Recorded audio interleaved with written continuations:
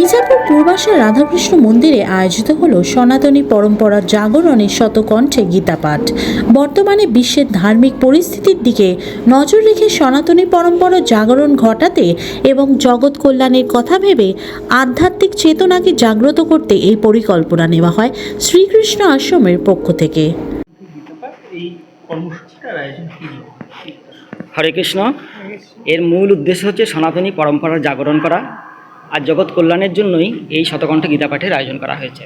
আপনারা জানেন যে বর্তমানে বিশ্বের পরিস্থিতি খুব একটা ভালো না। বিভিন্ন জায়গাতে যুদ্ধ চলছে, মানুষের মধ্যে অভাব আছে, মানুষের শরীরে রোগ জ্বালা হচ্ছে এবং মানুষের মনেও তেমনভাবে শান্তি নেই, যেই কারণে সমাজে একটা বিশৃঙ্খল অবস্থা চলছে।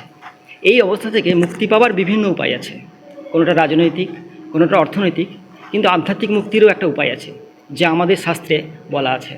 এবং সেই উপায়গুলি হচ্ছে আমাদের আধ্যাত্মিক চেতনাকে জাগরিত করা। যখন আমরা বুঝতে পারবো যে আমি কে আর আমি কী জন্য পৃথিবীতে এসেছি, তখন আমাদের কাজের যে ধারা সেটা পরিবর্তন হবে। আমরা সবাই জানি যে আমরা কত দূর গেছি এটা জরুরি নয়, আমরা কোন দিকে গেছি এটা জরুরি। উপযুক্ত সংস্কার নিয়ে জগৎ কল্যাণের নিমিত্ত যখন আমরা কাজ করব, সঠিক দিকে কাজ করব, তখন জগতের সব কিছু আনন্দময় হবে। আর আমাদের সনাতন সংস্কৃতি এটাই শেখায় যে সর্বে ভবন্তু সুখিনঃ, মানে সকলেই যেন সুখী হয়। সকলে মানে সমস্ত মানুষ, তার জাতি, ধর্ম, বর্ণ যাই হোক না, ভাষা যাই হোক না কেন, সমস্ত মানুষ। শুধু কি মানুষ, পশু পাখি, জগতের সব কিছু, অর্থাৎ সর্বে ভবন্তু সুখিনঃ মানে সবাই যেন সুখে থাকে। সর্বে সন্তু নিরাময়া মানে সমস্ত মানুষ যেন রোগমুক্ত থাকে। সর্বে ভদ্রাণি পশ্যন্তু মানে সবাই যেন ভালো ভালো জিনিস দেখে। মা কশ্চিৎ দুঃখ ভাগ হবে, যেন কারো দুঃখ না হয়। তো এই পদ্ধতিতে যদি আমরা জীবনচর্চা করতে যাই, তার আমরা বললাম যে বিভিন্ন পদ্ধতি আছে, তার একটি পদ্ধতি অবশ্যই আধ্যাত্মিক পদ্ধতি।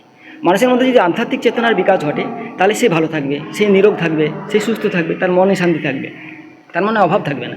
আর সমস্ত মানুষ মিলে যদি একসাথে এটা করতে থাকে, তাহলে পুরো সমাজ, পুরো দেশ, সারা বিশ্ব সুখে থাকবে।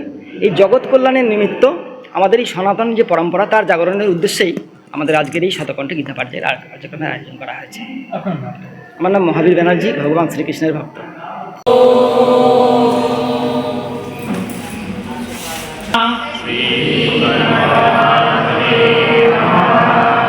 गीत्यार्थ्यान् ओम पार्थाय प्रतिबोधितां भगवता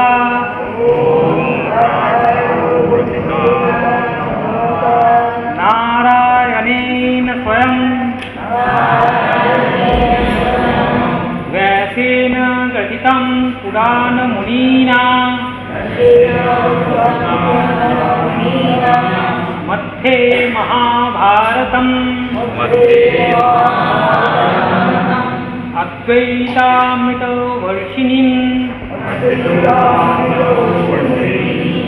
भगवतीम् अष्टदशाध्यायिनीं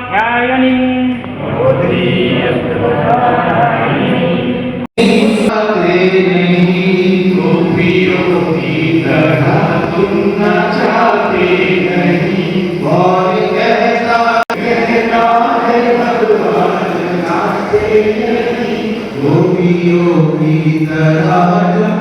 चाहे नहीं, गोपियों की तरह